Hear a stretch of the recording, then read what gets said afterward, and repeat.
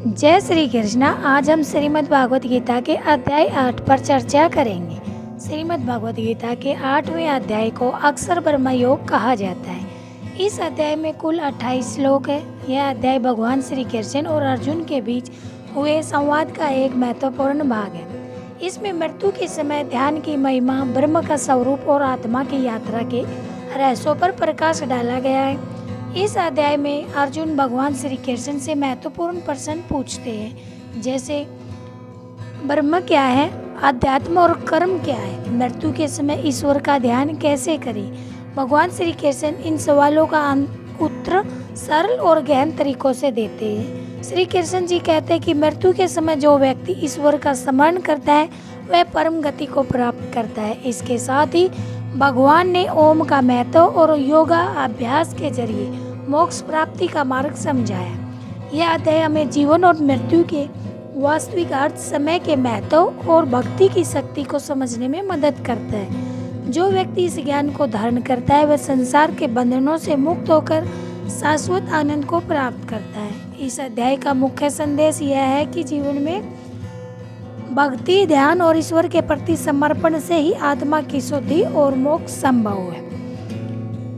अर्जुन उवाच किम तद् ब्रह्म किम अध्यात्मम किम कर्म पुरुषोत्तम अधिभूतम च किम प्रोक्तम अधिदेवम किम उच्यते।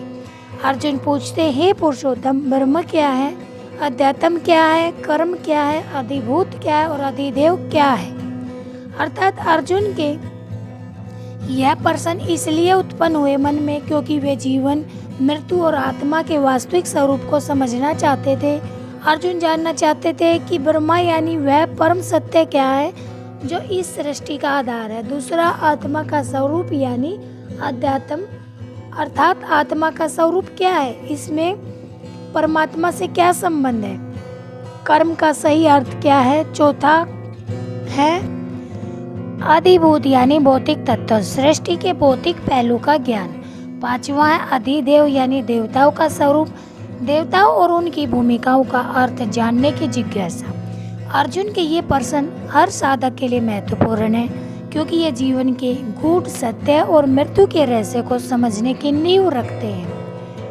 अधियजन कथम को यत्र देहे अस्मिन् मधुसूदन पर्याण कली च कथम जने योसी नेतात्मव्य।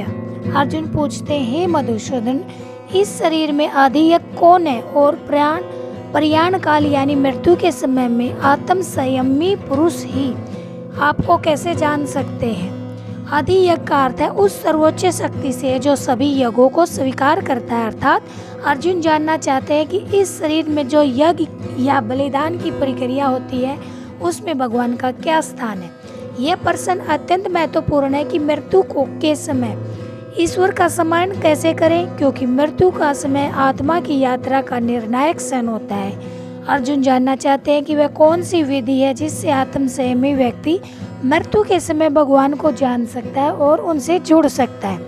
यह श्लोक हमें सिखाता है कि मनुष्य को जानने के लिए, ईश्वर को जानने के लिए न केवल वर्तमान में साधना और भक्ति की आवश्यकता है बल्कि मृत्यु के समय भी उनका स्मरण करना सबसे महत्वपूर्ण है। ऐसा व्यक्ति जिसने जीवन भर ईश्वर के प्रति समर्पण और ध्यान का अभ्यास किया वही मृत्यु के समय में भगवान को जानने में सफल होता है। श्री भगवान उवाच अक्षरम ब्रह्मा परमम स्वभाव अध्यात्मम उच्यते भूत अभाव दभव करो विसर्गय कर्मया समजनितः। श्री भगवान कृष्ण कहते हैं जो अक्षर और परम तत्व है उसे ब्रह्मा कहते हैं। आत्मा का स्वभाव अध्यात्म कहलाता है। सभी प्राणियों को उत्पत्ति का कारण जो त्याग है उसे कर्म कहा गया। अर्थात इस श्लोक से भगवान श्री कृष्ण ने अर्जुन के 3 प्रश्नों का उत्तर दिया है। प्रश्न 1 है, ब्रह्म क्या है। अक्षर यानी जो नष्ट नहीं होता वही ब्रह्मा है।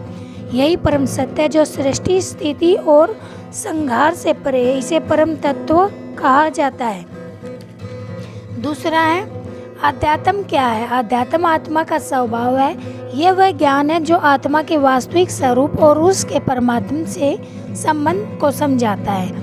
आत्मा के इस स्वभाव को जानने से व्यक्ति अपनी असली पहचान को समझ सकता है। कर्म क्या है। भगवान बताते हैं कि कर्म वह क्रिया जिससे सभी प्राणियों की उत्पत्ति हुई है। यह सृष्टि के निर्माण का आधार है। यह एक ऐसी क्रिया है जो सृष्टि के चक्र को चलाती है। हमारे साथ गीता ज्ञान की खोज में जुड़े रहने के लिए धन्यवाद। राधे राधे।